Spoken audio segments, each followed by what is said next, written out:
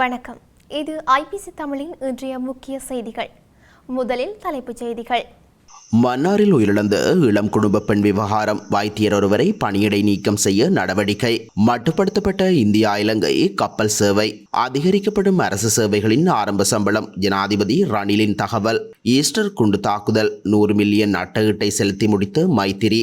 மக்களின் வறுமையை ஒழிப்பதற்கு புதிய வேலை திட்டம். சஜித் ஆணித்தரம். ஜுக்திய நடவடிக்கையில் தமிழர் பகுதியில் 59 பேர் கைது. உத்தியோகபூர்வமாக ஆரம்பமாகும் நாமல் ராஜபக்சவின் தேர்தல் பேரணி. இலங்கை மின்சார சபைக்கு கிடைத்துள்ள பெருமளவு லாபம். வெளியான தகவல். தொடர்பான விரிவான செய்திகள். மன்னார் மாவட்ட பொது வைத்தியசாலையில் சிகிச்சைக்காக அனுமதிக்கப்பட்ட நிலையில் இளம் குடும்ப பெண் உயிரிழந்தது தொடர்பில் வைத்தியர் ஒருவரை பணியிடை நீக்கம் செய்வதற்கு நடவடிக்கை எடுக்கப்பட்டுள்ளது. இது தொடர்பான கடிதம் மத்திய சுகாதார அமைச்சினால் தயாரிக்கப்பட்டுள்ளதாக தெரிவிக்கப்படுகின்றது. அண்மையில் குழந்தையை பிரசவித்த 27 வயதான மரியராஜ் சிந்துஜா என்ற பட்டதாரி பெண் அதிக குருதிப்போக்கு காரணமாக கடந்த மாதம் 28ஆம் தேதி மன்னார் பொது வைத்தியசாலையில் அனுமதிக்கப்பட்ட பின்னர் உயிரிழந்துள்ளார். எவ்வாறாயினும் அந்த சந்தர்ப்பத்தில் அங்கிருந்த வைத்தியர்கள் அவருக்குரிய முறையில் சிகிச்சை அளிக்கவில்லை என்றும் வைத்தியர்கள் அசமந்த போக்கு காரணமாகவே அவர் உயிரிழந்திருந்ததாகவும் குற்றம் சாட்டப்படுகின்றது. இந்த நிலையில் குறித்த சம்பவம் தொடர்பான விசாரணைகளுக்கு அமைய ஏற்கனவே 4 பேர் பணியிடை நீக்கம் செய்யப்பட்டுள்ளனர். 2 தாதியர்களுக்கும் 2 குடும்ப நல சுகாதார உத்தியோகத்தர்களுக்குமே இவ்வாறு பணியிடை நீக்கம் வழங்கப்பட்டுள்ளது. மேலும் குறித்த சம்பவம் தொடர்பில் வைத்தியர் ஒருவருக்கும் பணியிடை நீக்கம் வழங்குவதற்கு நடவடிக்கை எடுக்கப்பட்டுள்ளதாக வடக்கு மாகாண சுகாதார சேவைகள் பணிப்பாளர் நாயகம் தெரிவித்துள்ளார். எனினும் இதுவரையில் குறித்த கடிதம் மன்னார் மாவட்ட பொது வைத்தியசாலையை சென்றடையவில்லை என வைத்தியசாலை தகவல்கள் தெரிவிக்கின்றன. இதே நேரம் மரியராஜ் சிந்துஜாவின் மரணம் தொடர்பில் நேற்றைய தினமும் மத்திய சுகாதார அமைச்சின் அதிகாரிகள் குழு ஒன்று மன்னார் மாவட்ட பொது வைத்தியசாலைக்கு சென்று விசாரணைகளை மேற்கொண்டுள்ளதாக தெரிவிக்கப்படுகின்றது. யாழ்ப்பாணம் காங்கேசன்துறைக்கும் நாகப்பட்டினத்திற்குமான பயணிகள் கப்பல் சேவை வாரத்தில் 3 நாட்களுக்கு மட்டுப்படுத்தப்பட்டுள்ளதாக சிவகங்கை கப்பல் நிறுவனத்தின் பணிப்பாளர் நிரஞ்சன் தெரிவித்துள்ளார். குறித்த தீர்மானமானது போதியளவான முன்பதிவு இல்லாமை காரணமாக எடுக்கப்பட்டுள்ளதாக அவர் குறிப்பிட்டுள்ளார். எதிர்வரும் 31ஆம் தேதி வரையில் இந்த நடைமுறை காணப்படும் எனவும் நிறுவனத்தின் பணிப்பாளர் தெரிவித்துள்ளார். பயணிகள் வருகை அதிகரிப்பின் அடிப்படையில் எதிர்வரும் செப்டம்பர் 1ஆம் தேதி முதல் நாளாந்தம் இந்த கப்பல் சேவையை முன்னெடுக்க எதிர்பார்த்துள்ளதாகவும் அவர் கூறியுள்ளார். இதற்கமைய வாரத்தில் செவ்வாய், வியாழன் மற்றும் ஞாயிற்றுக்கிழமை ஆகிய 3 தினங்களில் மாத்திரமே நாகப்பட்டினத்திற்கும் காங்கேசன்துறைக்குமான பயணிகள் கப்பல் சேவை முன்னெடுக்கப்படும் என சிவகங்கை கப்பல் நிறுவனத்தின் பணிப்பாளர் தெரிவித்துள்ளமை குறிப்பிடத்தக்கது. அரசு சேவையின் ஆரம்ப சம்பளம் 24 வீதத்தால் அதிகரிக்கப்பட்டு வாழ்க்கை செலவு கொடுப்பனவுடன் 55,000 ரூபாய் சம்பளம் மட்டம் உருவாக்கப்படும் என்று ஜனாதிபதி ரணில் விக்ரமசிங்கே குறிப்பிட்டுள்ளார். அனுராதபுரத்தில் இடம்பெற்ற புலுவன் ஸ்ரீலங்கா பேரணியில் கலந்து கொண்டு உரையாற்றும் போது ஜனாதிபதி மேற்கண்டவாறு குறிப்பிட்டுள்ளார். ஜனாதிபதி மேலும் தெரிவித்ததாவது: இந்த நாட்டு மக்கள் படும் துன்பம் எங்களுக்கு தெரியும். நாட்டை இந்த நிலைக்கு கொண்டு வர வரியை அதிகரிக்க வேண்டியிருந்தது. நாங்கள் அதை விருப்பத்துடன் செய்யவில்லை. அந்த முடிவுகளை தயக்கத்துடன் எடுக்க வேண்டியிருந்தது. அது நாட்டின் பொருளாதாரத்திற்கு நிவாரணம் தரும் என்பதை அறிந்தோம். பாதிக்கப்பட்ட அரச ஊழியர்களை நாங்கள் மறக்கவில்லை. 2024 ஜனவரியில் அரச ஊழியர்களுக்கு 5,000 ரூபாய் வழங்கினோம். 10,000 ஏப்ரல் மாதம் வழங்கப்பட்டது.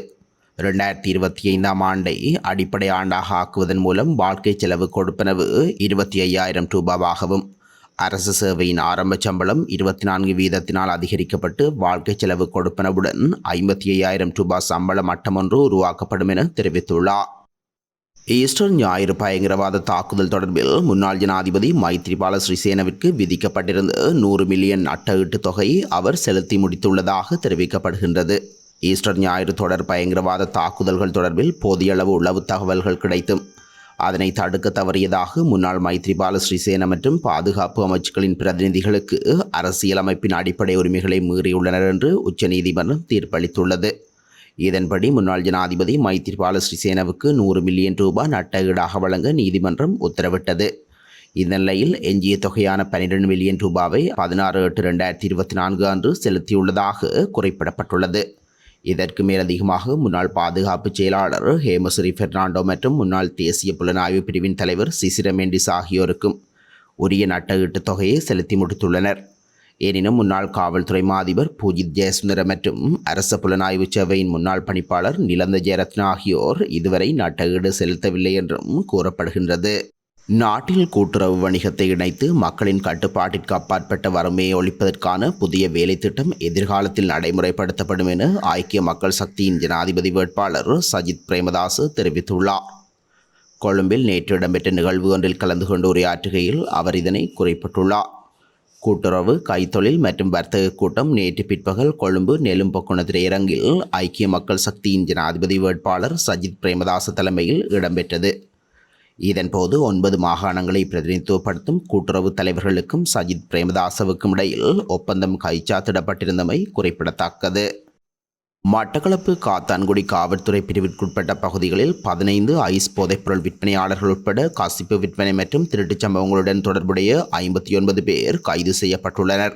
யுக்திய நடவடிக்கையின் கீழ் முன்னெடுக்கப்பட்ட சுற்றி வளைப்பிலேயே இந்த கைது நடவடிக்கைகள் மேற்கொள்ளப்பட்டுள்ளது.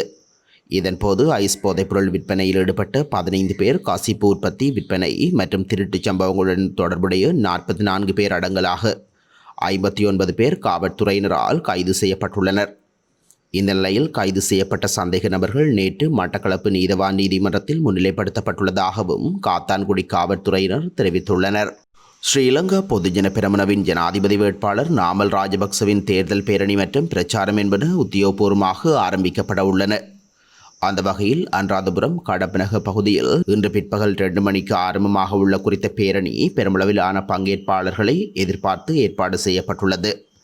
குறித்த நிகழ்வில் கட்சியின் தலைவரும் முன்னாள் ஜனாதிபதியுமான மஹிந்த ராஜபக்ச உள்ளிட்ட ஸ்ரீலங்கா பொதுஜன பெரமுனவின் முக்கிய பிரதிநிதிகள் மற்றும் பல்வேறு அரசியல் குழுக்கள் மற்றும் தொழிற்சங்கங்களின் பிரதிநிதிகள் கலந்து கொள்ள உள்ளனர்.